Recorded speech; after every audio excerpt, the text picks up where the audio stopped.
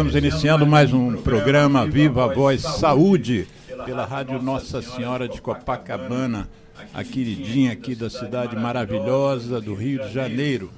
Hoje, dia 28 de junho de 2025, nós estamos, como de hábito, iniciando o nosso programa Viva a Voz Saúde, que é uma iniciativa da nossa ONG, o Centro de Apoio ao Tabagista.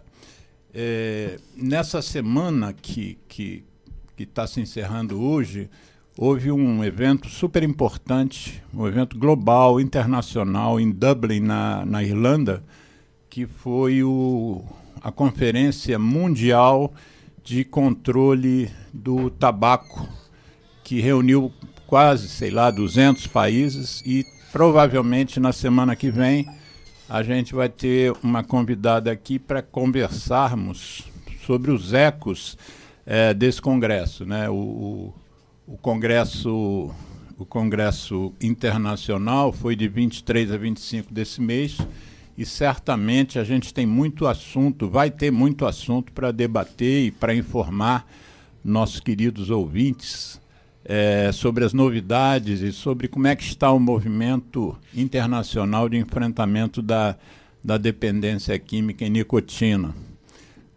O programa de hoje, até de uma certa maneira, tem um pezinho lá no tabagismo, mas não apenas.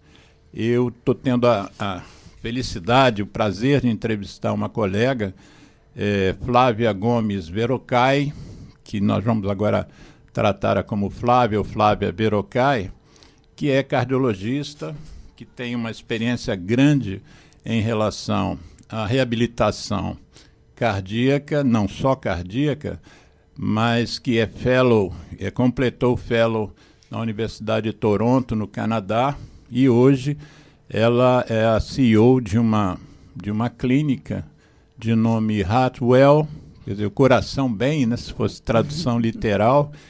E então nós vamos conversar sobre um tema super importante que eu considero, que é a longevidade.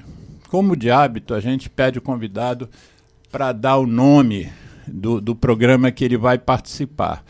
E nós tínhamos falado em longevidade, eu e ela, quando estávamos planejando o programa, e ela deu um subtítulo chamando de um luxo verdadeiro, né? Um verdadeiro luxo. E depois que ela se apresentar para a gente, para que vocês conheçam melhor a convidada, eu vou querer então que ela inicie o programa considerando por que a longevidade é um luxo, né? Um verdadeiro luxo. Existem outros luxos que não são tão verdadeiros assim. Mas, Flávia Verocai, um prazer ter você aqui, se dispor a se deslocar num sábado, você que tem uma vida tão atribulada. Eu queria então que você se apresentasse. Eu peço sempre ao convidado para falar um pouco do por que escolheu o que faz, né? Uhum. Da onde veio, não sei se você tem médicos na família, né? Mas por que você escolheu ser cardiologista e trabalhar muito intensamente com reabilitação? Bom, primeiramente eu queria agradecer a oportunidade de estar aqui. Estou muito feliz de estar aqui. Dividir um pouquinho do que eu sei com o pessoal que está assistindo, né? E que vai assistir ainda. E que vai assistir ainda, porque vai ficar gravado. Então, eu me chamo Flávia Verocai. Desde muito pequena eu queria ser médica.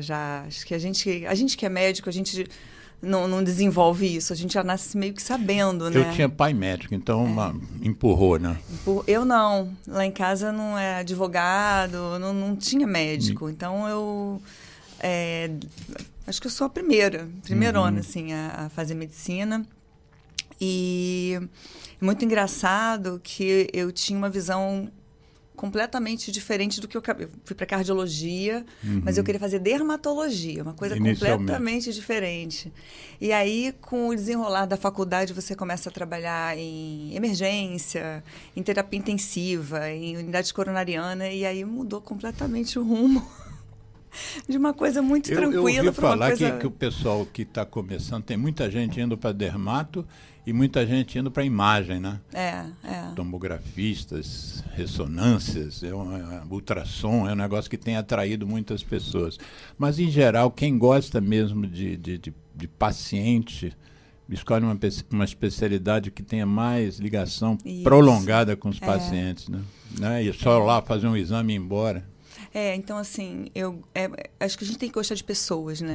Acho que é um dom isso, não é todo mundo que tem esse dom e nem todo mundo que desenvolve direitinho, né? Acho que as pessoas, a gente tem que ter, além da empatia, porque você, às vezes, a maioria das vezes você, principalmente na cardiologia, você atende pacientes que estão muito fragilizados, que às vezes estão sob risco de vida, então você tem que trazer um pouquinho, dar um pouquinho de colo para eles. O coração é né? um dos órgãos nobres, né, do nosso corpo. Né?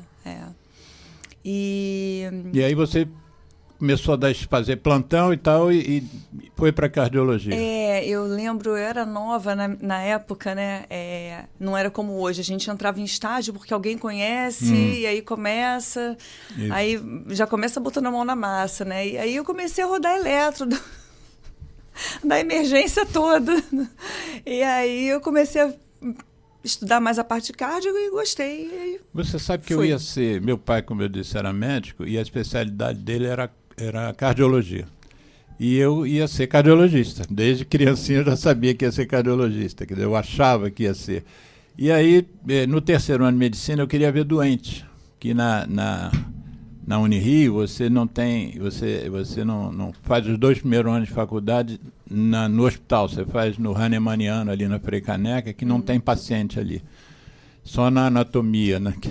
Só anatômico.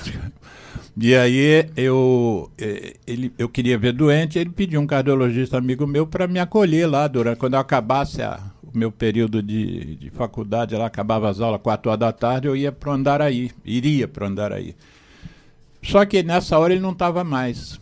E quem se dispôs a me acolher foi um pneumologista, Felipe Benício dos Santos. Imagino que ele esteja vivo ainda, espero que esteja. E aí eu acabei virando pneumo para a frustração do meu pai, que depois de anos que ele foi preparando já a minha cama. Pelo menos um investimento emocional, né? E aí eu pedi desculpa a ele, mas me apaixonei pela especialidade. Mas e a reabilitação? Como é que entrou na tua vida? Então. Que nem todo cardiologista lida com isso, né? A grande maioria não, né? O que a gente faz aqui no Brasil ainda está muito engatinhando, é uma coisa muito embrionária, quando a gente compara com Europa, Estados Unidos, Canadá, onde eu tive, né? Eu terminei cardiologia aqui, só que no meu último ano eu decidi, eu passei um mês no Canadá, conhecendo o hospital, tive uma oportunidade para ir, fui e voltei, olha, vou terminar tudo aqui, tô indo, tá? Decidi. Isso eu tinha 20 e poucos anos. E aí meu pai falou, tá, o que eu vou fazer? Não posso te prender, você quer ir? Vai, tudo bem. Aí fui para Toronto General Hospital, né, na Universidade de Toronto, e aí comecei a fazer um fellow em insuficiência cardíaca, porque aqui no Brasil, no ambulatório, eu comecei a fazer a insuficiência cardíaca, cardiomipatia, que é aquela doença que tem a falência do músculo cardíaco, ou então uma doença do músculo, que o músculo fica ou grosso ou fino, né, em dizer. E eu me apaixonei. E eu comecei a estudar e comecei a ver que aqui no Brasil não tem tratamento. A gente dá um remédio e aí, na época eu estava na Santa Casa, a gente via muita gente falecer porque não tinha como a gente dar suporte a esses pacientes. Medicamentoso, alguma coisa mais a longo prazo, a terapia na época estava começando, desfibrilador, ressincronizador, que são aqueles marca-passos especiais, né? Que só transplante cardíaco.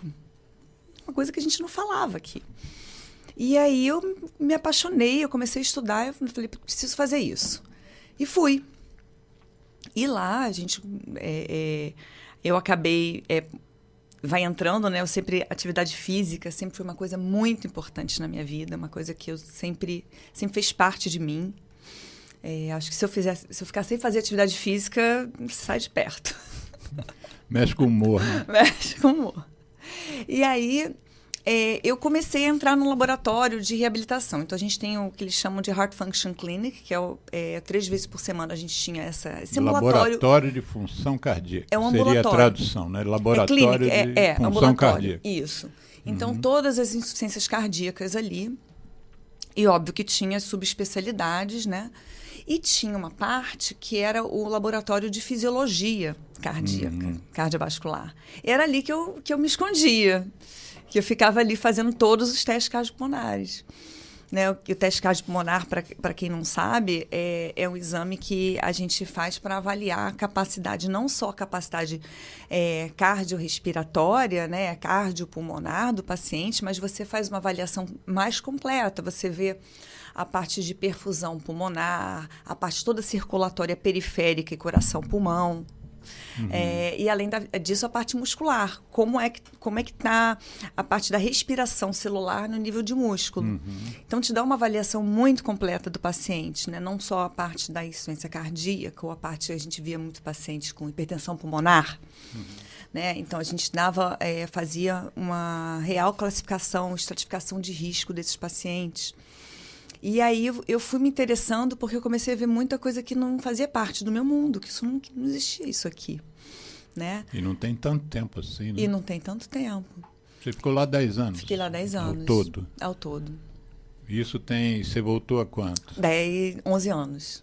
Você voltou a 11? A 11. Quer dizer, nós estamos falando de início do século XXI. Isso. A situação dos pacientes aqui nessa área não era... Porque eu sou pneumologista, eu também fiz isso que você fez, mas fui para a França, uma cidadezinha perto da Alemanha chamada Estrasburgo. Aí fiquei lá um período, mas aí minha área de escolha foi a endoscopia respiratória. Mas aí curiosamente, meu chefe francês, o chefe clínico e o chefe cirúrgico, o cirurgião de tórax, chefe, ambos fumantes, né? Oh. Era uma coisa interessante, que antigamente, como você está se referindo aí, não tinha certas coisas, mas do ponto de vista da prevenção também não se dava muitos valores antigamente. Mas eu que não sou da sua área, da área do meu pai, eu noto assim que parece que houve um grande avanço em relação à doença coronariana, né? Você tem os cateterismos cada vez ficaram mais comuns, as angioplastias, né? Você, para o leigo saber o que a gente está falando, quer dizer, o infarto é uma obstrução da coronária e hoje você entra dentro da coronária e desentope a coronária. Isso. Então, apesar de ainda ser o infarto do coração a principal causa de morte da humanidade, mas quando você vê as causas de morte na humanidade, você tem lá o infarto, o AVC, a terceira causa DPOC, o câncer de pulmão é o primeiro a matar, mas você ouve falar pouco da insuficiência cardíaca, né? Sim. Quantas pessoas morrem de insuficiência cardíaca, quer dizer, morrem por um problema cardíaco, mas acaba como sendo rotulado como ataque cardíaco, ou como infarto, na verdade não era, né? Foi uma falência do músculo. É importante salientar aqui que, obviamente, doença coronária, que é a doença aterosclerótica, né, que é o entupimento dos vasos. Então, você tem doença de entupimento dos vasos não só no coração, né, não é a exclusividade do coração. Tanto é que a segunda causa é o AVC. É o AVC. Né? Então, mas você tem entupimento nas pernas e em qualquer outra artéria, vaso do corpo. Mas a insuficiência cardíaca, apesar de a primeira causa ser a doença coronariana, o infarto, ela não é só causada por isso. Existem outras causas. E isso que o senhor falou é engraçado, porque... Deixa eu te interromper. Eu falei com você que eu ia te interromper. O senhor está lá em cima, no céu.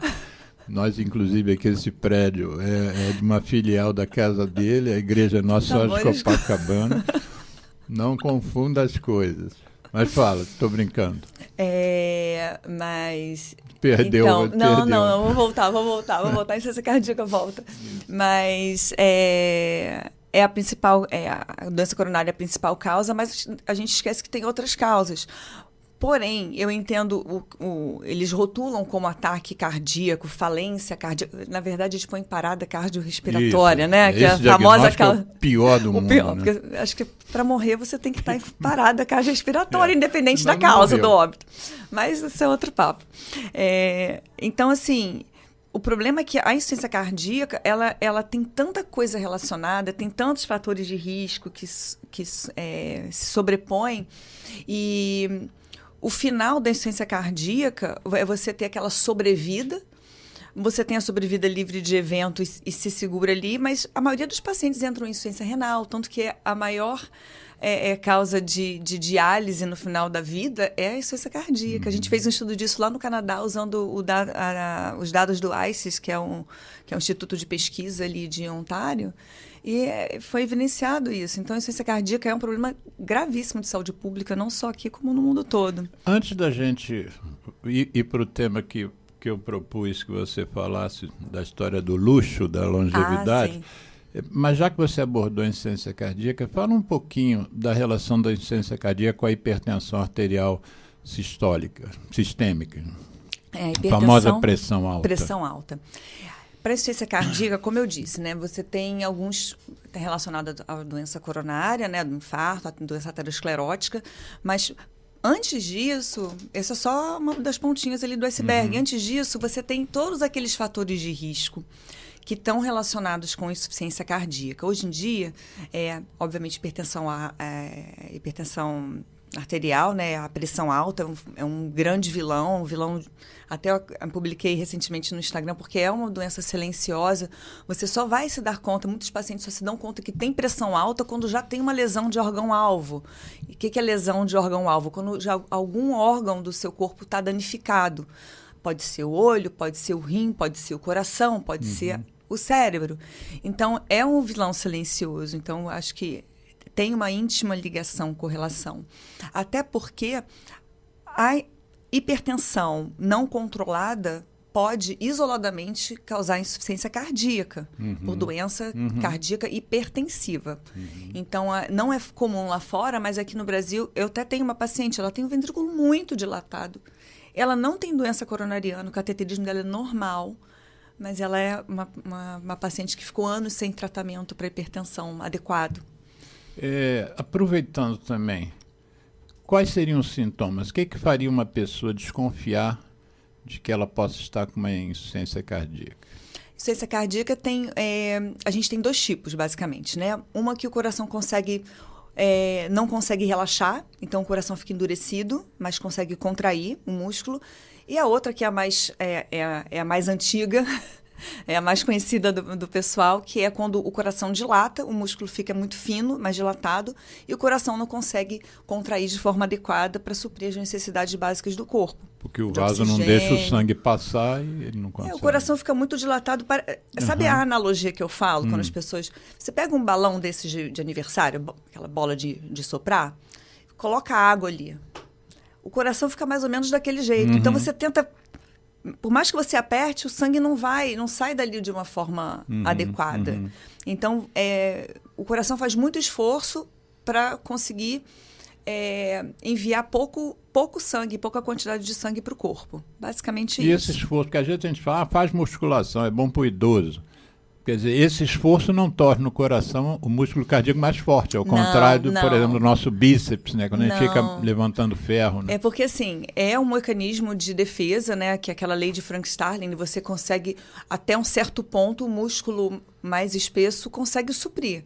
Até que chega um ponto que tem tanta demanda, tá tão dilatado que ele não consegue. E aí ele dilata. Então, quais são os sintomas? Então, os sintomas o mais comum é você ter um cansaço inexplicado, você tem dificuldade em desenvolver suas atividades do dia a dia, até o ponto de que tem pessoas que não conseguem tomar banho sozinho ou pentear o cabelo, mas você começa a perceber que você não consegue subir 2 lances de escada, e aí vai progredindo.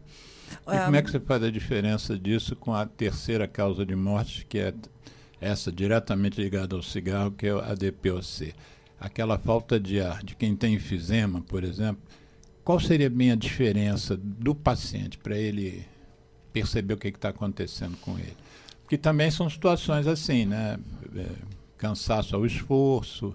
Sim. E tem gente que realmente chega a um ponto que não consegue tomar banho também, porque prende a respiração Sim. enquanto a água está caindo, né? São mecanismos diferentes, né? Da falta de ar, do cansaço, da insuficiência cardíaca, porque geralmente você não consegue ter sangue, oxigênio no seu músculo, na sua musculatura, e também porque o seu pulmão fica com líquido. Né? Congesto. A gente fala congesto, o pessoal não entende, mas o pulmão é como se fosse uma esponja. Você coloca ele, afunda ele na água e tira. Se você espremer, sai água, né? Então, só que o pulmão não dá pra gente espremer ele. Então, ele fica pesado, cheio de água dentro. Então, a pessoa não consegue... não tem a troca gasosa direito. Trocar o gás. Então, você não consegue tirar o gás carbônico e receber o oxigênio. Então, esse é um tipo de falta de ar, que é diferente da falta de ar do DPOC, que por outros mecanismos você também não consegue fazer a troca de forma adequada, mas é porque você tem aumento das pressões pulmonares, você tem diminuição do parênquima, né, ou do tecido pulmonar. Os alvéolos explodem, né? Os alvéolos não existem, então você não tem lugar para fazer a troca. Né? Então, até o ponto de chegar a fazer aquelas bolhas de pulmão, que o ar fica ali, a pessoa não perde capacidade pulmonar, perde volume de pulmão. Né? Obviamente, a gente faz a diferenciação com o exame físico, né, com a história, conversa. Tem que sentar e conversar, por isso que a gente tem que gostar de pessoa, tem que sentar e conversar, ouvir o paciente, examinar. Na insuficiência cardíaca tem algumas pistas que a gente pode, né, na ausculta cardíaca, mas antes você começa a ver as veias do pescoço um pouco mais dilatadas, tem um pouco de inchaço nas pernas, ou inchaço na região do abdômen. Enquanto o DPOC tem aquelas alterações clássicas na formação anatômica do pulmão, né, da caixa torácica, né, abatimento digital, né? Paciente enfisematoso é mais magro, tem aquela tosse crônica com pigarro. Na insuficiência cardíaca, a tosse é diferente, é uma tosse que te acorda de noite, porque é quando o pulmão fica mais congesto, por conta da gravidade, então ele tem que sentar para respirar. Eu comentei que o coração é um órgão nobre, e os pulmões também são, né? Cérebro, rim, pulmão, coração e fígado. São 5 órgãos nobres. Então, as doenças desses 2 órgãos, pulmão e coração, sempre vão gerar falta de ar. É uma característica do músculo cardíaco do movimento de pulmão. Agora, vamos na questão da longevidade. Nós estamos falando aqui, basicamente, nós falamos de doença cardíaca e falamos agora sobre a DPOC. Primeira e terceira causa de morte no mundo. Ou seja, tudo que a gente pudesse fazer, desde pequenininho, desde criança, para preservar esse sistema, sobretudo esses 5 sistemas nobres, né?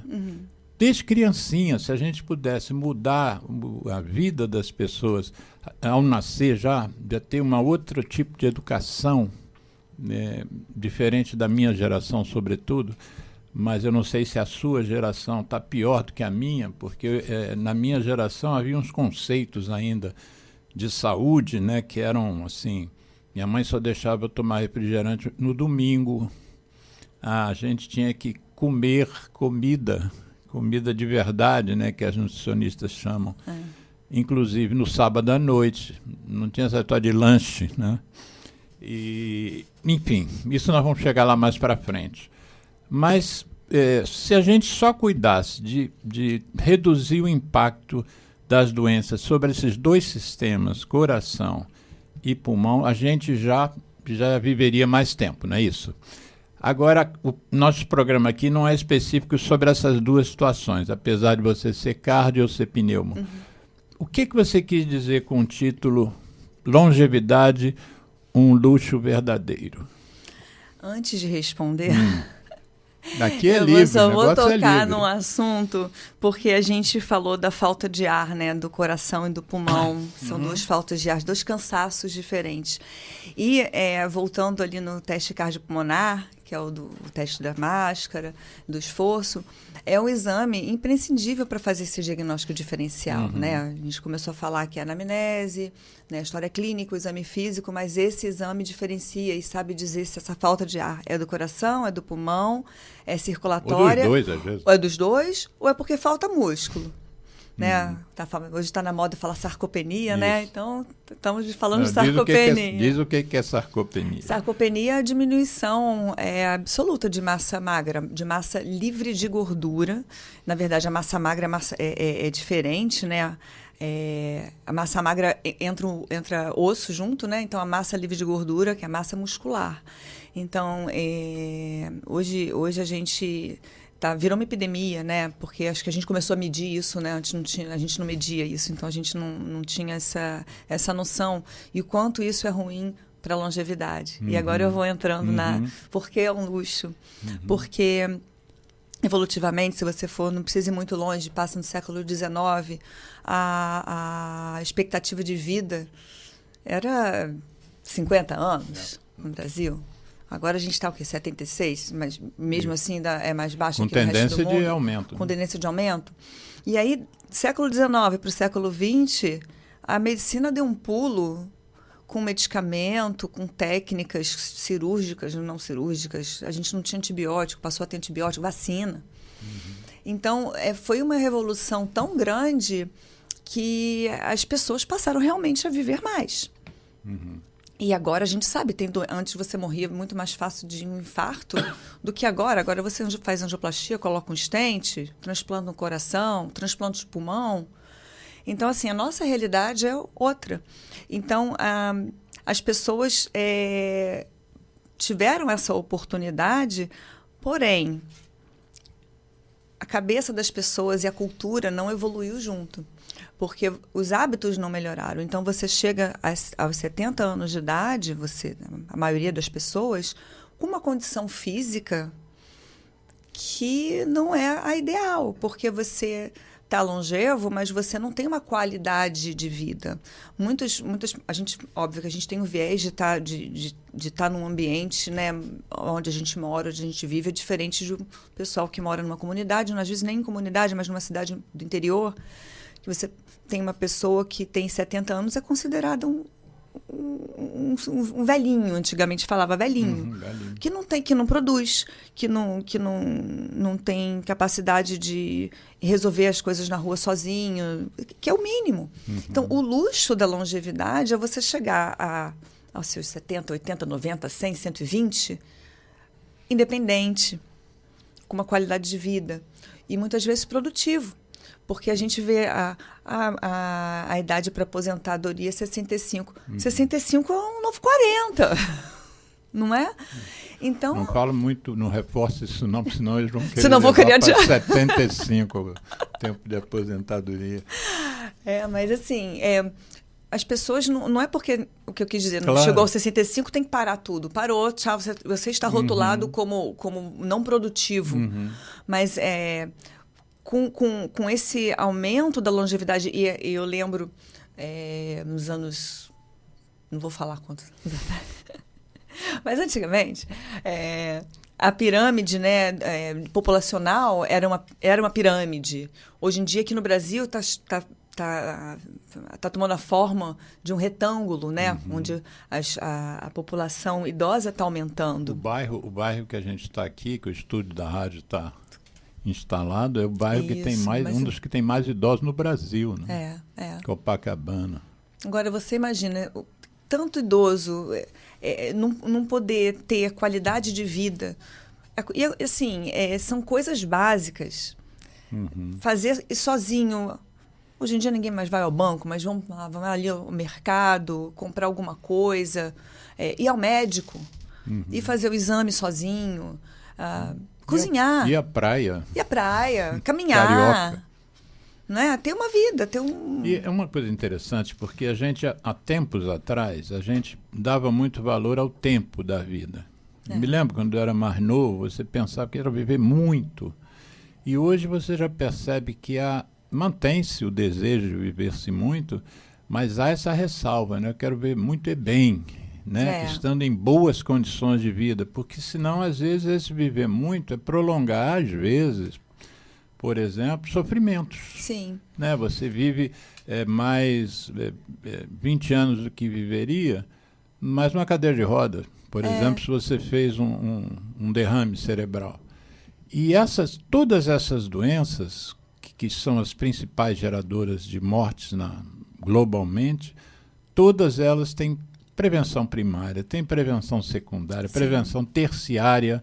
Muitas pessoas que hoje morrem de infarto, ou que hoje sofrem um AVC, morrendo ou não, ou que hoje têm DPOC, são as 3 principais doenças. Se a gente botar mais a quarta, que seria uma soma, pode passar até a primeira, que são, se somássemos os cânceres, sobretudo os cânceres preveníveis, como o câncer de pulmão. O câncer de pulmão não existia no século XIX. Sim. É uma doença do século XX, que é uma doença de quando começou-se a fumar. Né? O Sim. câncer de pulmão tem um gráfico muito interessante da American Cancer Society, que mostra a elevação da morte por câncer de pulmão em homens. Os homens começaram a fumar no início do século, e quando chegou em 1940, por exemplo, o câncer de pulmão passou a ser o primeiro a matar os homens americanos. E as mulheres começaram a fumar depois da Segunda Guerra. Então, quando chegou em 1985, no gráfico das mulheres, o câncer assumiu a liderança de mortes entre mulheres. Um câncer que não existia no século anterior. Quer dizer, a gente, do ponto de vista científico, a gente evoluiu do século XIX para o século XX, mas os tais determinantes comerciais da saúde fizeram com que uma doença surgisse por causa da industrialização, que Sim. foi o câncer de pulmão, né? Então, em relação ao fato de ser um luxo, especifica melhor ainda, mais ainda, o que está na tua cabeça. Por que você considera um luxo de verdade? A longevidade em si? Sim, que é o título do nosso programa. Sim. Longevidade, um luxo verdadeiro. Por que você considera que é um luxo verdadeiro? A longevidade saudável. A longevidade saudável, eu não meu quero Deus, chegar era acamada, o título. Eu quero chegar me mexendo. Desculpe, volta fazendo tudo aula de atrás, dança. Volta tudo atrás, que fui eu que comi um pedaço do título que você deu. Não é só a longevidade, o importante é que seja uma longevidade saudável. Esse é o luxo, ser saudável. Você chegar na cidade sendo produtivo e sendo saudável. Não tendo tantas dores, não tendo tanta falta de ar. Mas assim, é a questão de você preparar. A gente estava falando um pouquinho antes, né?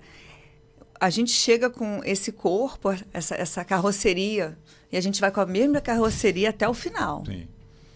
As células vão mudando, mas... A gente pode dar um jeitinho aqui, um jeitinho ali, isso. Mas o que está dentro, é aquilo ali. Uhum. Só que, hoje em dia, a ciência evoluiu tanto que existem prevenções além das medidas preventivas, como dieta, exercício, sono, não fumar, não beber, né, a alimentação saudável, já deve ter falado, controle de outros fatores, como pressão arterial, diabetes, colesterol, que é a parte genética. Né? Isso é bem interessante, que a gente está estudando bastante, pensando até, remetendo o logo da clínica, né, que é a clínica Hartwell, a gente fez o logo pensando no infinito, remetendo à longevidade.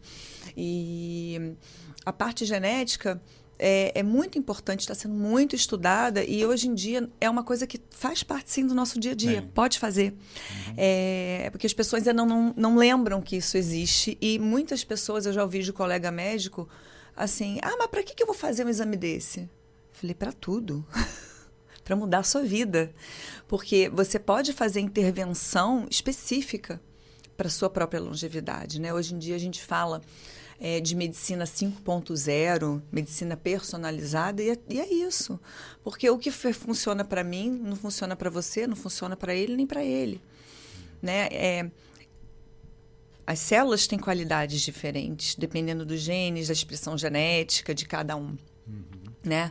E ainda mais fundo, existem fatores externos que vão afetar a expressão desses genes ou não. Então, dependendo dos seus hábitos de vida, você pode estar... Dá uns exemplos. Exemplo, você tem um gene para demência. Se você fizer uma dieta ruim, se você tiver hábitos ruins de não se exercitar, não comer proteína suficiente, etc., você vai, sim, desenvolver.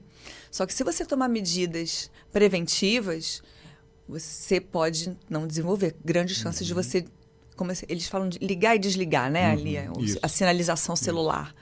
Então, tem várias Bom, uma das coisas a gente comentou que foi o cigarro, né? O cigarro, sim. O câncer de pulmão, que não havia no século XIX, mas provavelmente devia haver ali algum genzinho. Né? Acende ali, ele estimula o estresse oxidativo, Isso. né? Para quem não sabe, estresse oxidativo, aquele radical livre, né? Então, essa cascata toda aí. A gente vai chegar também num outro termo da moda, que é inflamação crônica. Então, isso tudo, além da doença aterosclerótica, você tem aumento dos cânceres, né? E nada mais nada menos o câncer de pulmão é um exemplo disso. Belo no sentido de exemplificar impactante. Muito bem. E outra coisa que a gente que é uma epidemia agora é a obesidade, que é uma outra nuance dessa inflamação crônica, da parte da indústria, pegar pesado, porque são alimentos aditivos, né? A pessoa, é a mesma coisa que um cigarro, basicamente. É uma droga. É comida e estimulam vias neurais profundas ali para é muito engraçado. Você é gordo porque você quer. Não é. É uma coisa muito mais profunda. Eu adoro esse exemplo. É a pontinha do iceberg, porque por trás de um paciente que chega muitas vezes para a gente obeso com a parte psicológica afetada, sem esperança, e é difícil. Você não emagreceu porque você basicamente tem que tomar vergonha na cara. Não é isso. E não para de fumar porque não quer. Não para de fumar porque não quer. É uma doença, é uma adição.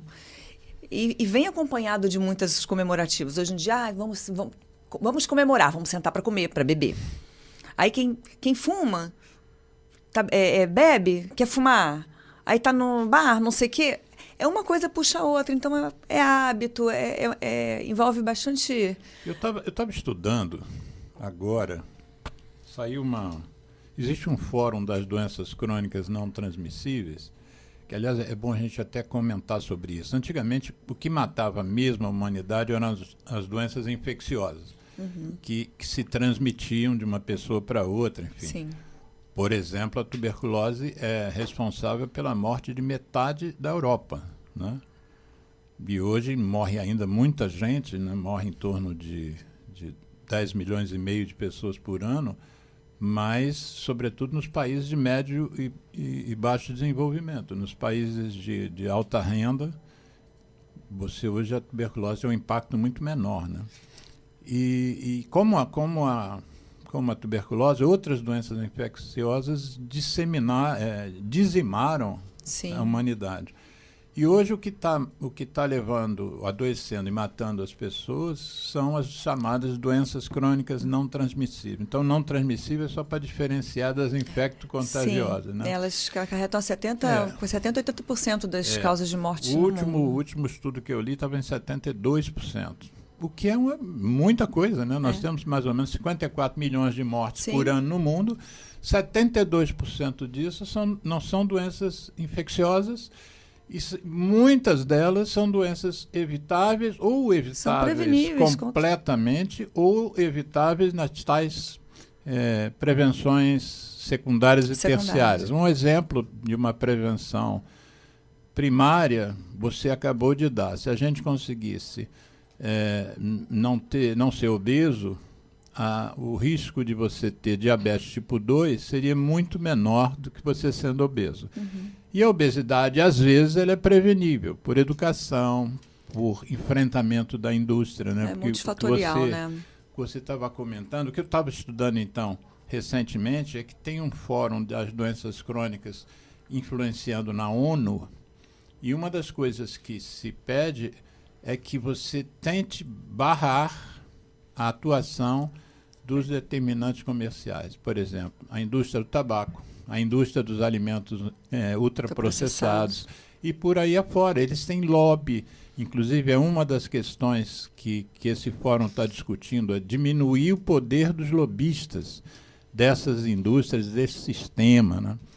Quais são, ao seu ver, seriam os principais fatores para a gente conseguir ser mais longevo? que você assim elencaria, não só da sua área de prevenção de doença cardíaca, mas no geral, pelo que você estuda?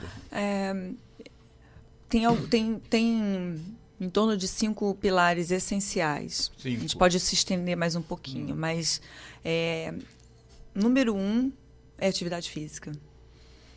É o melhor remédio para qualquer idade e é de graça. Só que pode as pessoas ser não... de graça, né? Se você vai andar na praia, já está sendo de graça, já é atividade física. Isso. Não precisa vai ter subir uma escada, roupa especial, uma academia cheirosa. E o pessoal vai, né, gasta dinheiro, vou começar a academia. Aí compra 10, não sei o quê, tênis de 1.000 e tantos reais. Isso. Não precisa de nada disso. Né? Mas é principal, em qualquer idade. Atividade física. Atividade física. Alimentação. Né? A alimentação que a gente fala e que tem evidência científica é a dieta mediterrânea. Né? Mas não é chegar e comer um monte de massa e peixe e achar que está tudo certo. O que é a dieta mediterrânea? A dieta mediterrânea... E tem tanta dieta que as pessoas devem ficar malucas. É a dieta que é consumida na região do Mediterrâneo, que é o sul da Itália, né? Sul da Itália e Grécia, onde tem 2 cidades ali das zonas azuis, Sim. né? Aquelas zonas azuis. Que chega mais de 100 anos. Que são os pessoais longevos, são algumas populações em determinadas áreas do mundo que as pessoas chegam e é justamente por conta Vou dessa... aproveitar a sua deixa. Quem tiver acesso à Netflix, coloque lá Zonas Azuis. Tem uma série de 4 episódios muito interessantes. Então...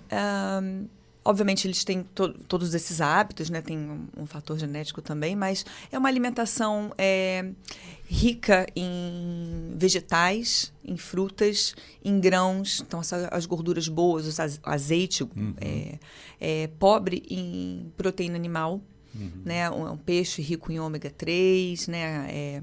E rico em fibra. Então, é uma dieta que protege não só a parte cardiovascular, mas protege contra alguns tipos de câncer. Sim. Né? E eles é uma população que eles caminham, eles fazem tudo a pé, né? Então eles já têm a atividade física também a favor deles.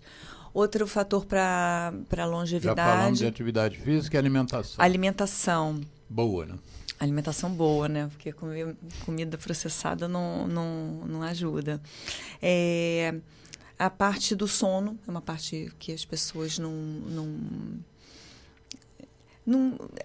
atualmente está começando, né, a contar, né, como um essencial, né, alguma coisa essencial para a sua vida, mas o sono é muito importante porque durante o sono você vai ter estímulos àqueles genes que a gente está conversando, o que vai ligar, o que vai desligar, como é que você vai estar assimilando o que você consumiu durante o dia e preparar o seu corpo para o próximo dia. Então, você vai ter recuperação de músculo, das células, né? A gente fala da inflamação crônica que leva ao estresse oxidativo, autofagia, naquelas células zumbis. Então, assim, durante o sono tem que ser reparador. Não reparador só para o seu cérebro, mas para o seu corpo. Aquilo que eu falei, pegando você exatamente nesse ponto que você está trazendo, aquilo que eu falei que eu estava estudando, eu mandei para um colega nosso que é especialista em sono.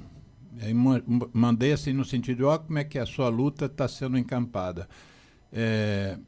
Um grupo de cientistas encaminharam para esse fórum de doenças crônicas para que se adicionassem 3 coisas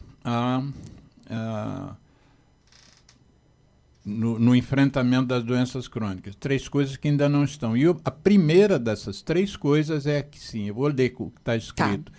Distúrbios do sono como um dos principais fatores de risco para condições crônicas não transmissíveis mais prevalentes. Ou seja, o que você está trazendo aqui, né?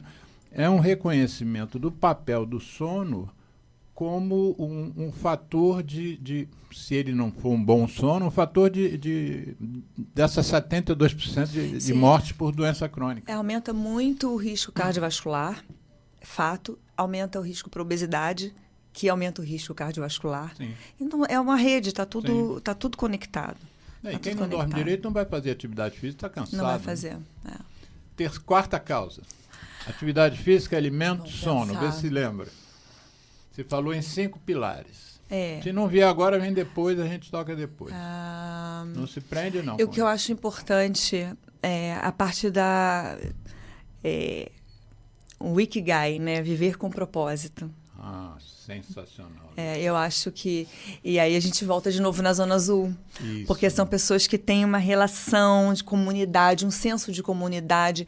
E é o que eu falo, você chegar a 75 anos, estar encostado, quando você tem vitalidade para fazer, então você começa a perder o propósito da sua vida. Sim. Você começa a se sentir um inútil. Então é importante você ter um propósito de vida. Mesmo, não está trabalhando, mas eu vou levar meu neto não sei aonde, eu tenho alguma coisa para fazer, eu tenho Isso. o que fazer, eu tenho uma perspectiva, por isso que também é importante nunca parar. Né? Eu sempre falo, vai fazer um curso, vai aprender uma língua, vai fazer cerâmica, vai estimular as suas sinapses aqui para poder... para você não envelhecer, você começa a envelhecer do cérebro se for deixar assim. Né? A gente fez um programa aqui que depois, quando a gente reeditar o programa, eu vou colocar nesse momento que eu estou falando o link para essa referência. A gente fez um programa aqui com um colega oncologista, que lida muito com... Ele lida com câncer. E boa parte dos pacientes vão embora, né? Então, pois bem, ele está se especializando, se dedicando ao estudo da felicidade. E aí nós fizemos um programa aqui, cujo título, o programa foi ele que deu, como sempre, é Felicidade baseado em evidências científicas. Então, eu tomei conhecimento disso durante o programa. Eu não sabia que isso estava tão evoluído, esse estudo. Tem gente se debruçando seriamente para estudar a felicidade. E, no frigir dos ovos, ele disse que 2 coisas seriam fundamentais que você conseguisse para ir na direção da felicidade. Uma delas é o que você acabou de dizer aqui, que é a gratidão, o propósito. Eu já me antecipei, gratidão, já falei também, a gratidão. Seriam as 2 coisas. E o propósito, em geral, tira você de você e bota você numa questão que não é o seu ego só. Eu acho que a comunidade, né? Você... Exatamente. Foi um detalhe dessa série que nós volto a recomendar, das Zonas Azuis, que isso ficava bem evidente, que boa parte do que não tinha aquele, entre aspas, velho que ficava no fundo da casa. O velho fazia parte da casa, tomava decisões, dava palpite e aconselhava. O velho também, em alguma dessas zonas, o idoso é respeitado, né? Aqui o sujeito, você fica o idoso, eu vejo no metrô, o sujeito está sentado no lugar do idoso, ele dorme. É um sonífero, né? Eu acho que o sujeito tem 18 anos, mas dorme no metrô porque tem um idoso na frente dele. Mas fala, eu te cortei. Não, agora me então vamos fazer o seguinte, pensa no fio da meada, que o Geraldo já fez sinal de que a gente tem que fazer rádio, a gente tem que dar um intervalo. E daqui a pouco a gente volta, ele vai escolher uma música aí que a nossa ONG usa sobre cigarro e depois a gente volta, tá bom? Tá bom. Tá ótimo. ZY1 201, Associação Comunitária Nossa Senhora de Copacabana, 98,7 FM, a onda que chega ao seu coração. Rua Hilário de Gouveia, número 36, 9º andar, Copacabana, Rio de Janeiro.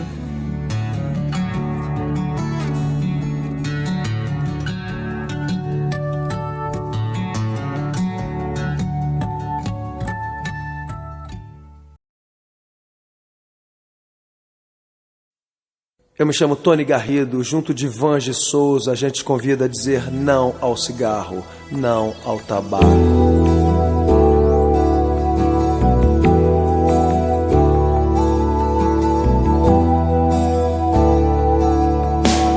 Em meio ao caos da fumaça, de tantos carros e chaminés, somado ao ar já pesado, cigarros, charutos e narguilés. É feito estufa, é feito por cada um mais um contra, já são 2 a favor do ar mais mais saudável. Apague o cigarro, acenda o amor. Eu trago a música, soa bem ao meu e ao seu ouvido. Eu trago a música, é o que temos sempre oferecido.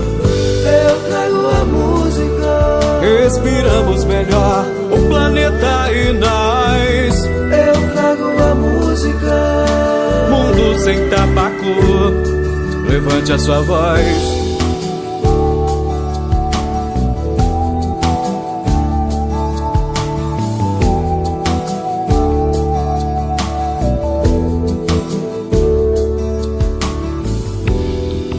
Eu trago a música, soa bem ao meu e ao seu ouvido. É o que temos sempre oferecido. Eu trago a música, respiramos melhor o planeta e nós. Mundo sem tabaco, levante a sua voz. Efeito estufa é feito por cada um mais um contra, já são dois a favor. A favor do ar mais saudável, apague o cigarro, acenda o amor. Eu trago a música, soa bem ao meu, ao seu ouvido. Eu trago a música, é o que temos sempre oferecido. Eu trago a música, respiramos melhor o planeta e nós. Eu trago a música, mundo sem tabaco, levante sua voz.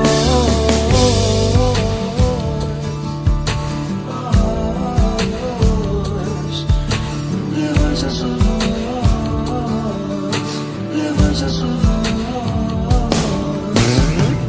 Eu trago a música, respiramos melhor o planeta e nós. Eu trago a música, mundo sem tabaco, levante a sua voz. Eu me chamo Vange Souza, junto de Tony Garrido, a gente te convidou a dizer não ao cigarro, não ao tabaco.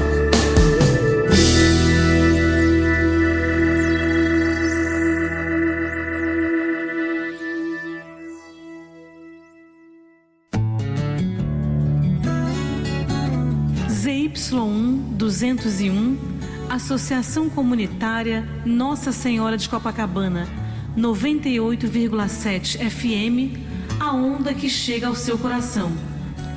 Rua Hilário de Gouveia, número 36, 9º andar, Copacabana, Rio de Janeiro. Estamos reiniciando o programa Viva Voz Saúde pela Rádio Nossa Senhora de Copacabana, 98.7 FM, Rio. A música que tocou no intervalo é a música Eu Trago a Música, do Tony Garrido e do Vange Souza. Eu trago a música para não tragar a fumaça do cigarro. Então é uma música crítica à indústria da nicotina. Nós estamos aqui conversando sobre... o programa, o tema é longevidade saudável. Agora eu não omiti essa palavra super importante. A longevidade saudável. E a nossa convidada listou, fez referência a algo que são 5 pilares a base para a gente ter uma longevidade saudável. Chegar à fase mais velha, fase mais idosa, com qualidade de vida, não só com tempo de vida. E a convidada citou a atividade física, a alimentação, uma boa alimentação, que também se usa o termo de equilibrada, né? Depois eu até vou comentar. Eu comento agora. Nós fizemos o nosso programa anterior aqui com uma nutricionista e o tema do programa foi basicamente a alimentação do diabético. Mas descambou para a alimentação de uma forma geral. E, aliás, ela usou um termo, dois termos, dizendo que a nossa sociedade está carbofóbica e está proteínomaníaca. Sim. Queria até que você comentasse essa observação dela. Fala. Eu acho que o carboidrato virou um vilão, Isso. né? Porque começa nessa parte de glicolização, né? Glicação, né? Por ser como foi descoberto o estresse oxidativo, e você ter a glicação, e é ruim, radical livre, papapá, envelhecimento. Então, carboidrato é muito ruim, tudo que tem glicose é ruim.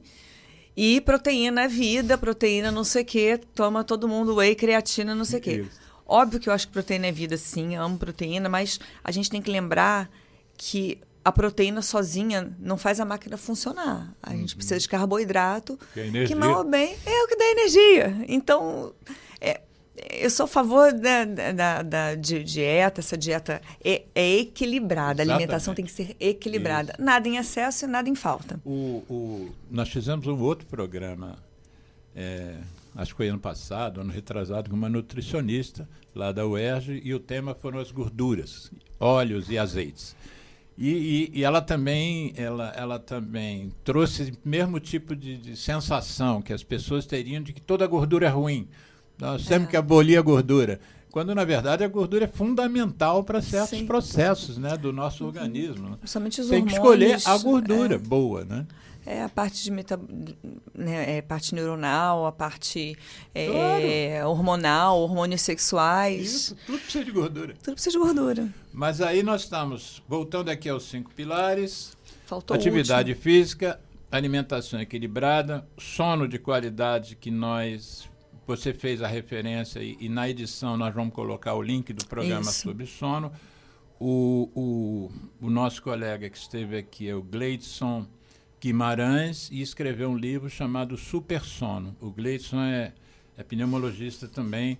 O Márcio aqui presente, eu não mencionei, mas o nosso cirurgião torácico está aqui, uma plateia privilegiada aqui acompanhando o programa do Bastidor, né? E o Márcio Gomes, né? O Márcio Gomes é cirurgião torácico, e eu tenho uma dívida de gratidão com ele, que ele foi um dos cirurgiões que participou lá da cirurgia da minha filha, de uma endometriose lá profunda, enfim, uma cirurgia de 11 horas, e o Márcio, que foi trazido por você aqui pro auditório. O programa já tem auditório, hein? Tem o Querubim aqui da produção da Hartwell. Daqui a pouco a gente começa a cobrar a entrada. O produtor aqui da Hartwell está aqui também acompanhando o programa. Então, nós falamos sobre a qualidade do sono, alimento e atividade física. Mencionamos as questões das Ilhas Azuis e das conexões sociais, dos convívios familiares e tal. E também mencionamos o 5º pilar, que seria a pessoa ter uma espiritualidade desenvolvida, seja lá o que isso queira dizer, e um propósito de vida. Mas dentro dessa questão das conexões sociais, a gente não mencionou, que faz parte, vamos dizer, desse 4º pilar, ou 5º, a questão do estresse. Como é que o estresse atrapalha a longevidade ou tira a qualidade da vida de alguém que chegou a ficar mais velho? O estresse, ele afeta diretamente aquele eixo hipotálamo, hipofisário, né? E tem relação íntima com o aumento de cortisol, inflamação crônica. Você ainda tem um plus do estresse, que estressado, você não dorme bem, você não consegue desenvolver as outras atividades preventivas para sua longevidade. Então, estressado, você não vai se alimentar bem. Tem muita gente que está estressado, vai ter certo tipo de compulsão, uma compulsão alimentar, né? Ou bebida, ou tabaco, né? Tá diretamente relacionado. A gente viu isso muito claramente na pandemia. As pessoas extrapolaram muito, então os vícios apareceram e as pessoas começaram a pagar por isso. E isso foi muito rápido, foi no período de 1 ano, 1 ano e meio, né? As crianças sofreram muito. As crianças muito. Falta de tudo. Foi ali, foi como se fosse... Pega todo mundo, coloca numa caixinha ali, todo mundo vira ratinho de laboratório, isso. E vamos ver o que acontece. E aí, realmente, não é bom. Posso perguntar uma coisa? Fala, Geraldo. Me vem aqui. Estresse e ansiedade, eles têm alguma ligação entre eles? Sim, a ansiedade é um tipo de sintoma do estresse, né? Você está estressado com alguma coisa, você fica mais ansioso. E é isso que leva, não é a minha especialidade, longe de mim, mas como a gente trabalha com essa parte de bem-estar e tudo, a gente tem essa visão mais holística do paciente. E sim, tá tudo relacionado. Então, já é cientificamente provado que o estresse e a ansiedade estão relacionados também com o aumento do risco cardiovascular, pressão alta, arritmia cardíaca. Então, a gente estava falando aqui no intervalo que existem técnicas de meditação, técnicas de respiração. Eu até ensinei uma, eu gravei um vídeo no meu podcast, depois eu coloco aqui o link. Depois você me manda o link, na reedição eu boto Sim, porque é uma coisa rápida, que é uma técnica de respiração para redução da ansiedade. Porque muitas vezes você tem uma fobia social. Dá para você fazer a técnica aqui? Dá. Então vamos. Não é difícil. Vamos. E ela é validada pela Sociedade Americana de Cardiologia. Tá. E dá super certo. Respiração 4, 7, 8. Você inspira por 4 segundos, prende por 7 e expira por 8 segundos devagarzinho. Aí eu geralmente recomendo. Tá nervoso, para não perder o réu primário, vai ali no cantinho e faz umas 3, 4, 5 vezes, que dá uma... Qual é a melhorada. explicação científica para isso? Estímulo de parasimpático.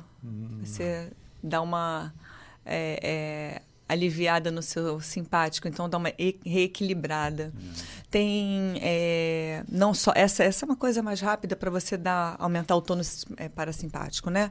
Mas existem estudos com a variabilidade da frequência cardíaca, né? Então tem algumas técnicas que você usa, tem alguns aparelhinhos que você usa, mas isso eu não uso porque eu não sei o quanto está validado, tá? Mas existem artigos publicados. 478 não tem dúvida. Pode usar. Não faz mal. Eu vou só fazer uma observação em relação ao Geraldo, a pergunta do Geraldo sobre o estresse. É também importante, do mesmo jeito que a gente diz que a glicose, às vezes sem controle, pode levar à falência do rim, pode levar a problemas cardíacos, né, no diabetes sem tratamento.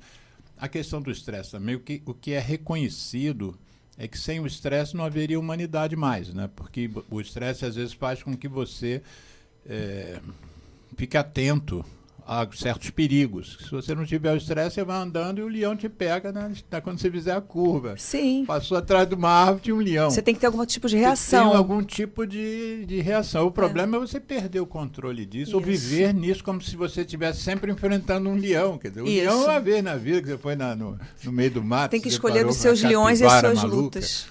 Escolher as suas lutas e os seus leões. Exatamente. Não é tudo, não pode ser leão, né? Mas, então, falamos aqui dos tais pilares, repetindo que isso é bom que a gente deixe bem marcado. Atividade física. A ordem eu acho até que não interfere tanto, né? Não. Mas atividade física, uma alimentação equilibrada, um sono na medida do possível, porque eu moro numa rua que de vez em quando passam uns alucinados fazendo rolé e faz você às 3 horas da manhã. Os caras com susto. Com aquelas portes, com a de cano de descarga aberto, e te tira do sono. Aí até você voltar no sono REM leva mais não sei quanto tempo. Mas sobre sono REM, eu vou botar o link do programa, vocês vão saber direitinho o que é isso. As fases do sono, né? Então, você estava sugerindo isso de uma forma... E você até buscou algo que já é consenso, esses 5 pilares. Sim. Agora vamos tentar abordar esses 5 pilares tintim por tintim, assim, tipo, você disse que a atividade física pode ser até de graça. Obviamente que se você for na Babos, vai ter um personal trainer, né, uma academia cheirosa. Vai comprar um tênis mais um solado não sei o quê, mas se você for um Durango Kid, caminhar já é o suficiente, em vez de usar o elevador no prédio, usar a escada, são as coisas que já me passaram. Você como especialista em reabilitação, atividade física, ela ela pode ter, para algumas pessoas, limites, né? Sim. Tem certas pessoas que não podem fazer tais coisas e tal.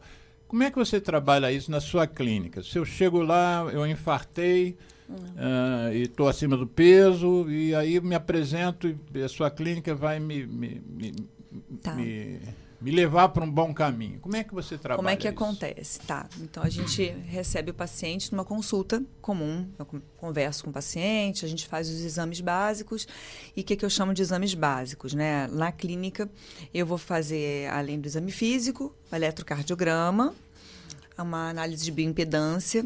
E aí eu vou avaliar a composição corporal, porque... O que é análise de bioimpedância? Bioimpedância, é.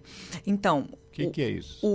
O famoso IMC, Índice de Massa Corpórea, é uma Altura ferramenta... por peso. É o peso dividido pela altura ao quadrado. Isso.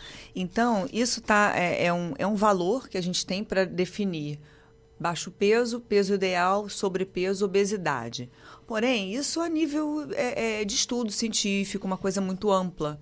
Porque existe... Mas já é acessível hoje no celular, né? Você é, vai no Play Store e baixa lá, IMC. Aí já coloca. Agora, o grande problema é que eu tenho 2 pessoas, 2 homens de 35 anos. Ambos pesam 80 quilos.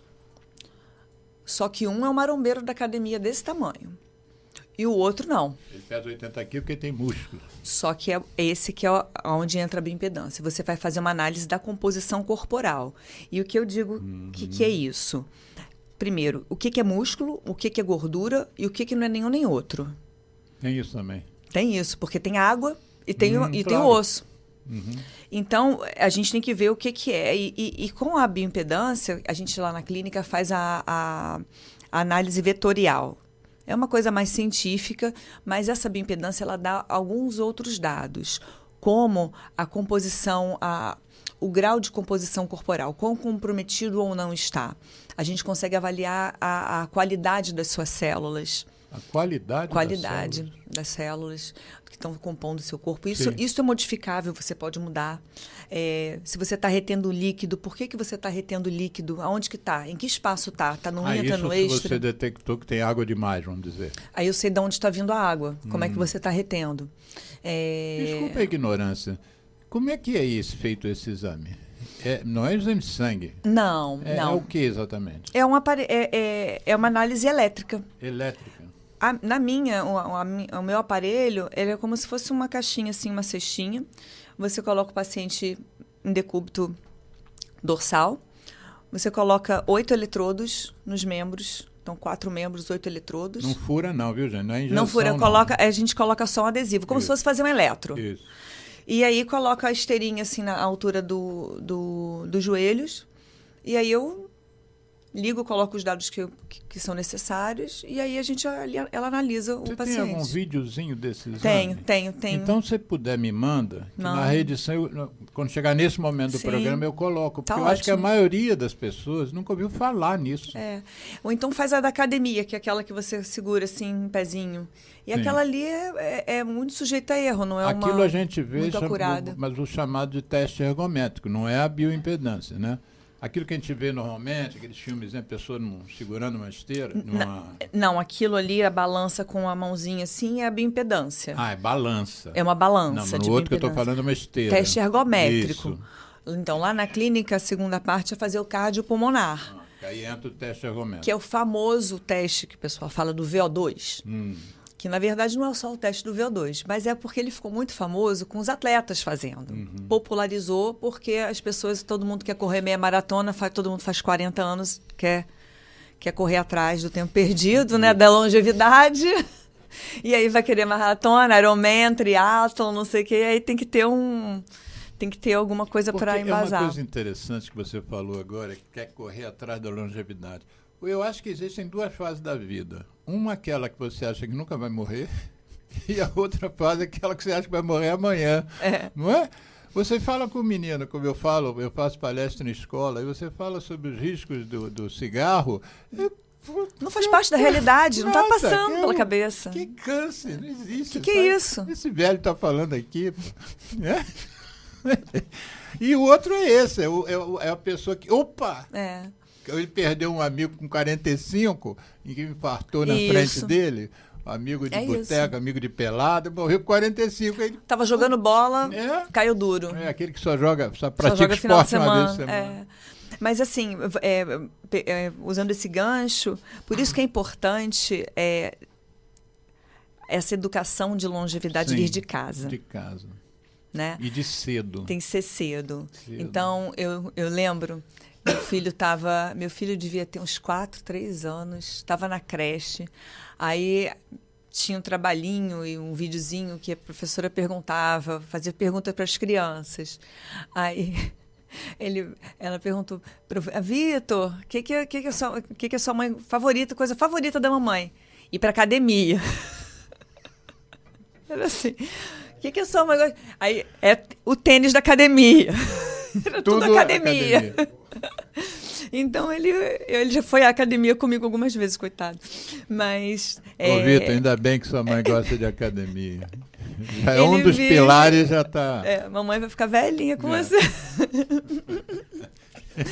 Mas e aí eu sempre tentei colocar isso na vida dele, a parte de alimentação. Tanto que ele é um pré-adolescente que é consciente do que comer.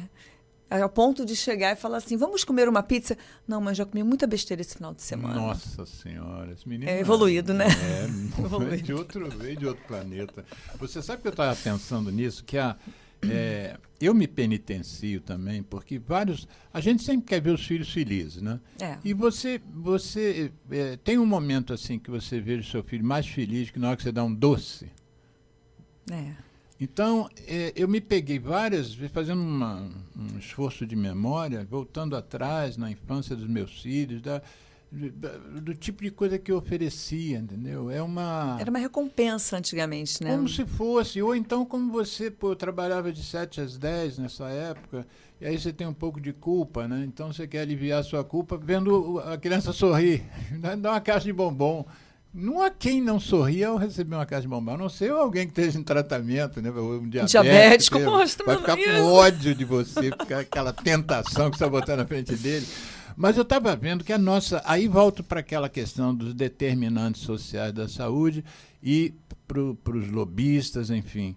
Eu faço uma pesquisa há alguns anos sobre pontos de venda de cigarro.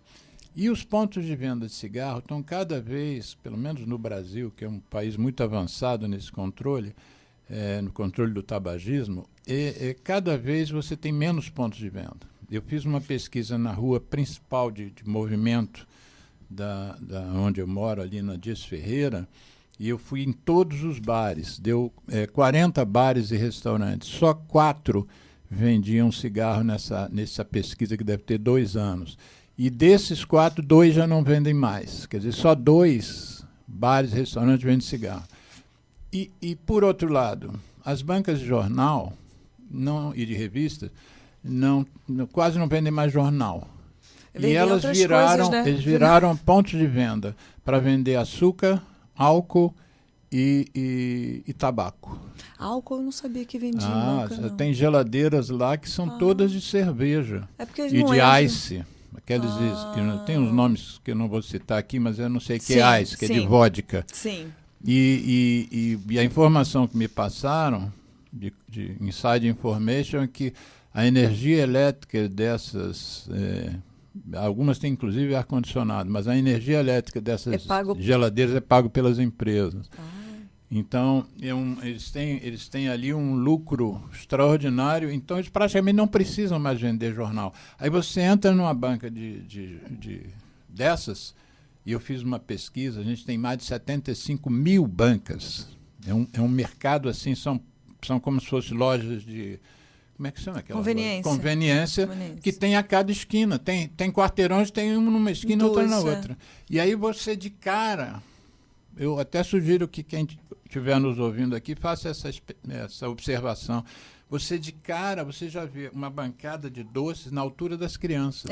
Eu não entro em banca, então quando eu passo na esquina da minha casa, a parte de fora tem revista, mas é coisas de cigarro. De cigarro, é cigarro picado, que vem assim, charuto. Cigarro, aquelas outras coisas daqueles outros cigarros. E aí você entra, tem a pessoa aqui, se dá de cara com doce, bala. É isso que você vê. E olha para a geladeira. Bebida adocicada, refrigerante e álcool. É incrível. Não tem nada de saudável numa banca. Não tem saída, e são né? 75. Bota aí, Geraldo. Quantas bancas de jornais e revistas tem no Brasil? Faz essa pesquisa aí. No Brasil.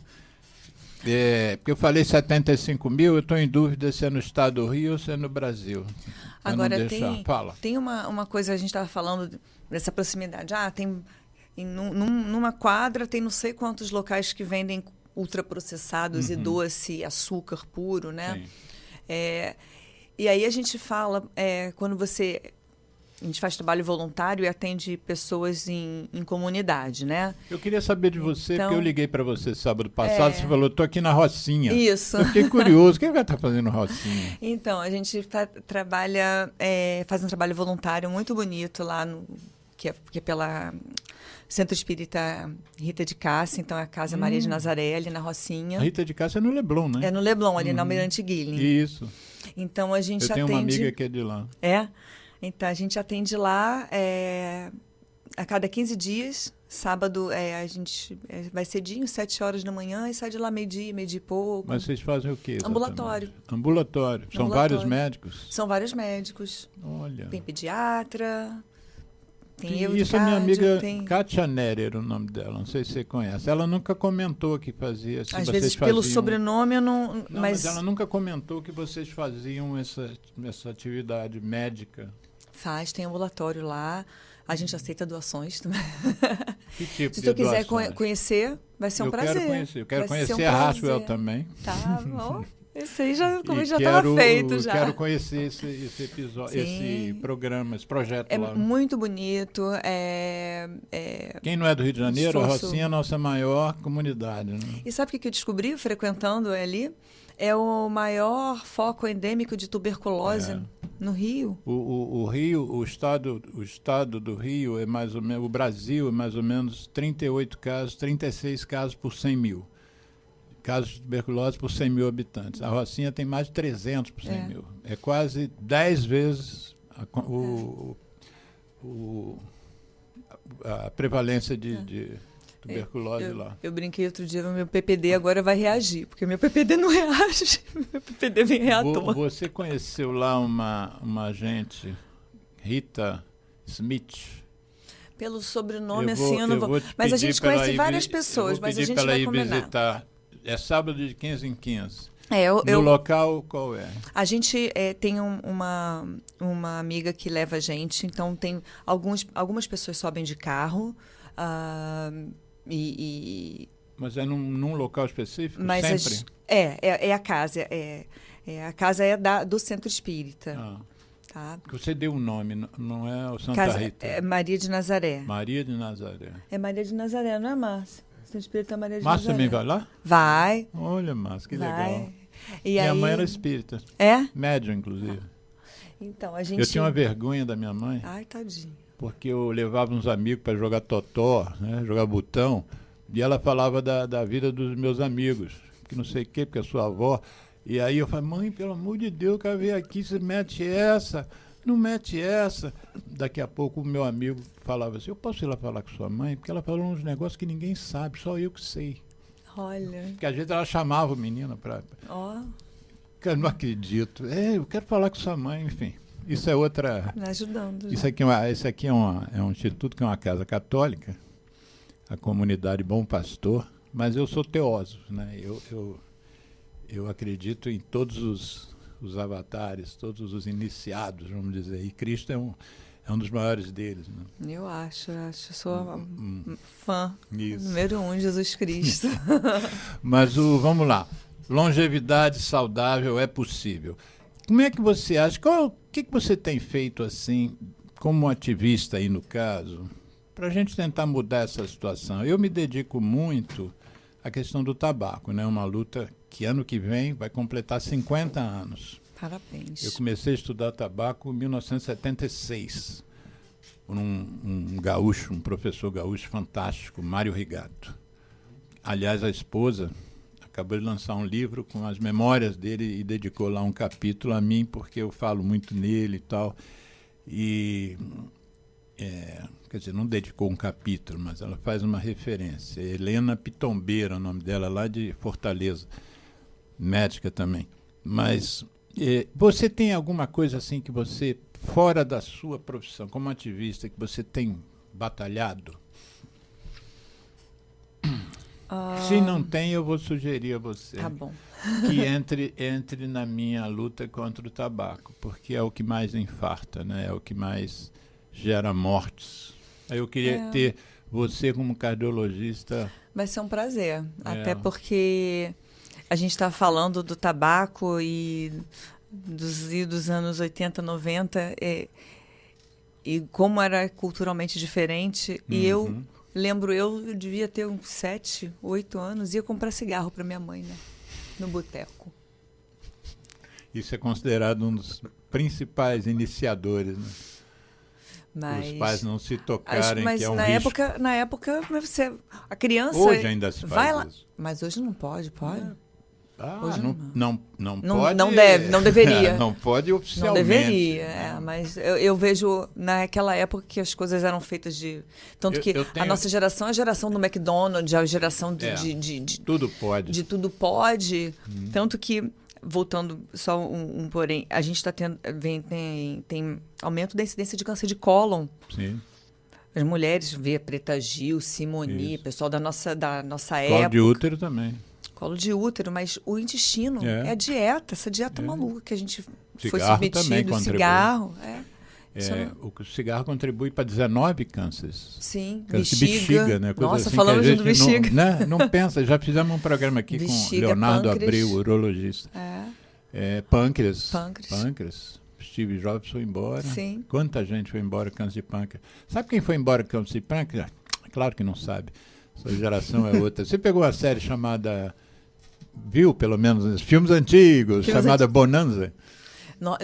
Nossa, eu não vi, mas eu já ouvi falar. Eu via todo sábado, lá em Saquarema, Bonanza. Eram 3 irmãos. E o irmão mais novo era chamado de Little Joe. E o Little Joe fumava e morreu de câncer de pâncreas. Enfim, mas nós estamos falando sobre o propósito. Eu estou te convidando para ter mais um propósito na sua vida. Vai ser um prazer, já conte comigo. Ver a questão dos efeitos do tabaco sobre a sua área de atuação, entendeu? Ver, por exemplo, quem está lá na reabilitação, qual é o percentual de ex-fumantes? Né? Eu tenho bastante dado, assim, vai ser até interessante, porque... Vamos fazer alguma coisa juntos. Eu tenho um parceiro de vida e parceiro de trabalho que e eu faço as avaliações, porque quando você vai operar o pulmão por conta de um câncer, você tem que tirar uma parte do seu pulmão. Ou o pulmão todo. Ou o pulmão todo. A gente não quer o pulmão todo, mas a gente tenta poupar ao máximo, tanto a única vantagem essas técnicas de nós, avançadas... pneumologistas, é porque a gente tem 2 pulmões, né? Os nossos pacientes. O meu só coração é um só. O coração é um só, o cérebro é um só. O rim também tem 2. O rim tem 2. O fígado dá para tirar uma partezinha. Mas, então, eu faço a avaliação pré-operatória desses pacientes. A gente tem um trabalho legal de fazer uma pré-habilitação, que é preparar o paciente, melhorando a capacidade cardiorrespiratória, funcional, muscular, antes da cirurgia. E a parte de reabilitação, que é melhorar o paciente, a capacidade do paciente no pós-cirúrgico. Então, a gente tem muitos dados porque... Eu pego, obviamente, a história, a anamnese dos pacientes. Mais uma vez, eu fiz pós-graduação no Canadá, sobre me interromper o convidado quando ele está falando. Então, eu sou mestre nisso. Vi com o Jô Soares. Eu só faço uma referência, já que você fez a referência, eu vou voltar a tocar no assunto. Nós estamos aqui na plateia com o Márcio, que é cirurgião de tórax, e que esteve aqui no programa fazendo... o nosso programa foi sobre cirurgia robótica. Isso. Né? Então, nesse momento do programa, na reedição, eu vou botar o link. Quem quiser conhecer um pouco sobre a cirurgia robótica, os avanços... uma das coisas que eu nunca mais esqueci, Márcio, que você comentou, é que a cirurgia feita com a cirurgia robótica faz com que, às vezes, cirurgiões se aposentem mais tarde. Porque tem o negócio do tremor, né? Isso, o tremor não afeta na hora... O cirurgião vai ficando mais velho, começa a tremer e a gente tem que parar de operar. E quando ele usa esse instrumental, a coisa prolonga a vida dele útil. A pinça que está lá na frente, me corrige, porque eu sou só adjuvante, atriz coadjuvante nessa área. Mas ele está lá no joystick, lá no videogame, ele pode tremer à vontade, que lá na frente ninguém treme. Interessante, né? Mas então você estava dizendo que tinha preparado, não sei se foi artigo que você escreveu, alguma coisa que você fez num trabalho que você estava fazendo referência. Não, é porque assim, a gente tem muitos dados de muitos pacientes, porque obviamente a gente fundei a clínica agora, né, esse ano, mas eu já faço esse exame, obviamente tem muito tempo, então eu tenho dados de anos de exame, então a gente definitivamente pode olhar esses números e pode fazer a avaliação prospectiva, com certeza. Bom, deixa, senão o programa vai acabar e eu não dei a referência. Que referência que você quer que a gente depois na edição coloque como contatos? O que você disponibiliza para a gente colocar na imagem mesmo? Pode colocar eu tenho o link no YouTube, no Instagram. Esses eu tenho. Esses eu, inclusive, botei na chamada. Tem o site. Tem algum telefone que você possa disponibilizar? Tem. Qual deles aqui? Esse aqui. Diz aí que eu falo aqui no ar. Pode botar esse primeiro aqui. Esse primeiro, tá. Então eu posso botar isso no Pode. programa, mas vou falar agora aqui que o prefixo do Rio de Janeiro é 21. Isso. 99890-0274. Vou repetir, 21 99890-0274. No YouTube, fala aí no microfone, o nome do canal. DRA Flávia Verocai no YouTube. DRA de doutora. No Instagram tem o meu pessoal, que é DRA Flávia Verocai, e tem o da clínica, que é Clínica Hartwell, HEARTWELL. Hartwell em inglês é coração bem, né? Hartwell. E temos um podcast no Spotify, que é o Verocast. Verocast. É um trocadilho com o meu nome. Eu vi esse Verocast, mas só que eu não fiz essa relação. Eu pensei mais em Vero de verdade, né? Mas aí é o podcast da verdade, mas é o podcast da Verocai. Esse nome é italiano ou português? É italiano. Italiano, né? De Cortina d'Ampezzo. Cortina d'Ampezzo. E eu aproveito para te dar um presentinho aqui, uma lembrança. Vê se está aparecendo. Você que está olhando a câmera aí, tá bem posicionado isso? Tá. E esse símbolo que está aqui é o símbolo do infinito, né? Isso. É um 8 deitado, não é isso? É isso. Qual é a ideia do infinito? Longevidade. Já virou infinito. Não é só mais velho, não. Vamos viver por a meta é 120. Vou começar a usar essa caneca aqui. Por favor. Ao invés de tomar nesse copo que o Geraldo arruma pra gente, vou usar esse copo aqui para aquela câmera ali, o Geraldo. Bota lá. Hartwell e a nossa aqui, o nosso brinde. Tem uma camiseta que eu acho que... Opa! É XGGLL? É feita sob medida, espero que... Olha, que legal. Tem atrás, mesmo, olha aí, gente. Produção. Vai andar pela Dias Ferreira. Eu e o Capitão Milagre. É isso. Mas olha, pela primeira vez eu ganho a camisa que viu? Primeira vez. Legal. Muito obrigado. Nada, eu que agradeço. Vocês que moram claro. perto, vocês vão me ver lá com essa camisa. Vamos combinar de caminhar na praia, todo mundo vestido a caráter. E eu tenho um projeto na praia que eu posso fazer com isso, que é catar guimba. Guimba e plástico na areia. Perfeito. O praia não é cinzeiro nem lixeira.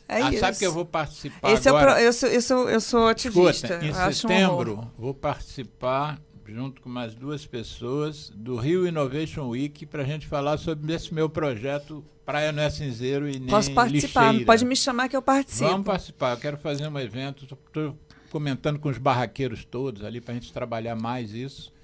Recebi um negócio fantástico ontem de uma amiga que foi para uma praia paradisíaca lá em Portugal e que eles têm um negocinho de madeira, assim, como se fosse uma estante. Assim que você entra na praia, tem uns copinhos, para ninguém jogar guimba na areia. Joga no copinho. Joga no copinho e depois devolve e bota lá no... Aí vem o pessoal e recolhe, aí dá um destino melhor. Muito obrigado pelos brindes da Hatchwell. E aí depois eu convido vocês também, vou postar no Instagram, mas a ideia é a gente fazer eventos de conscientização de bem-estar, atividade física, alguns eventos na praia, de yoga, respiração, e a gente está programando um evento bem legal para Outubro Rosa, atividade física para a saúde da mulher, prevenção do câncer de mama. É uma coisa também que já está bem patenteada. Isso, né? Eu vou botar você também em contato com um colega meu que já veio aqui no programa acho que 3 vezes, e ele é o coordenador de um projeto da UERJ chamado LAVA, que é Laboratório da Vida Ativa. Eu fui da UERJ, né? Então acho que eu lembro. Conhece? Ricardo Oliveira, o nome dele.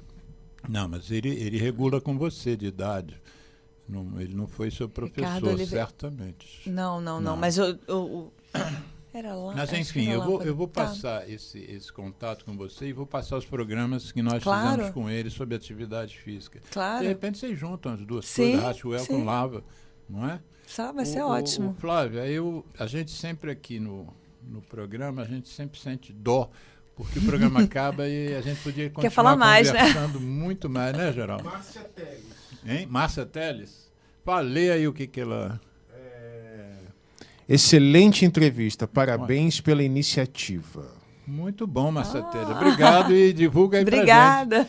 Divulga esse programa e o de amanhã que eu vou editá-lo. E aí vou botar de novo no YouTube e aí Perfeito. Vai com legenda, o seu nomezinho embaixo.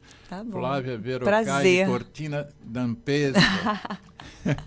Vamos programar o próximo. Então vamos programar o próximo. Você já tinha uma ideia, eu que escolhi longevidade. Qual seria o próximo? Você lembra do que você sugeriu? Pensou? Era acho coisa que a gente... sobre a menopausa. Eu gosto muito, eu estou estudando bastante a parte de saúde da mulher, porque eu acho que as mulheres ficaram muito abandonadas aí nesses últimos anos. Sim. E conscientizar, porque os sintomas são diferentes, o sintoma de infarto é diferente, tudo se apresenta de uma forma diferente. Sim. E com o chegar da menopausa, o risco aumenta muito. Risco cardiovascular. Sim. Então... É um dos fatores que a gente sugere que as mulheres não fumem. Sim. Porque os hormônios femininos protegem as mulheres. Por isso que só infartava homem antigamente, né? Porque mulher não fumava. Não fumava, mas aí também chegava numa idade, aí você já não... E a gente vê que realmente aumenta o risco de câncer. Então, assim, para a mulher... É muito importante. E eu acho que a parte de reposição hormonal virou muito tabu, sabe? Você pensa no programa, pensa no título que você quer. Bom. E eu não vou fazer nenhuma... Não vou corromper seu título no próximo programa.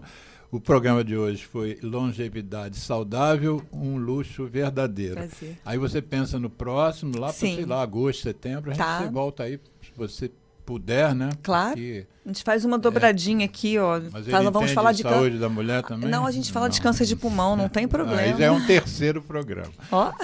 Esse aí já dá um programa só. Você pode vir, mas para ficar na plateia, viu, Marco? Você e o Querubim.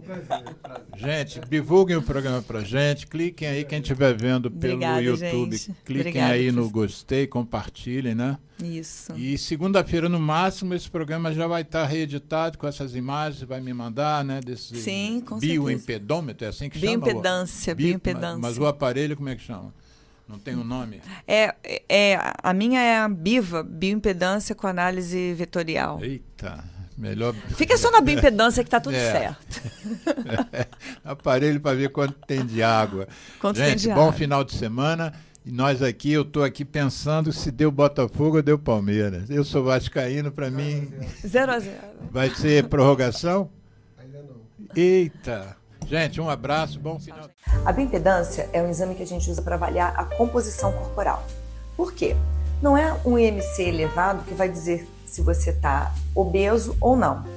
Por exemplo, um paciente com muita massa muscular, ele vai ter um índice de massa corporal elevado, assim como um paciente com aumento da gordura corporal. Então a gente usa essa maquininha aqui, no caso aqui na Clínica Hartwell, para avaliar a composição corporal do paciente.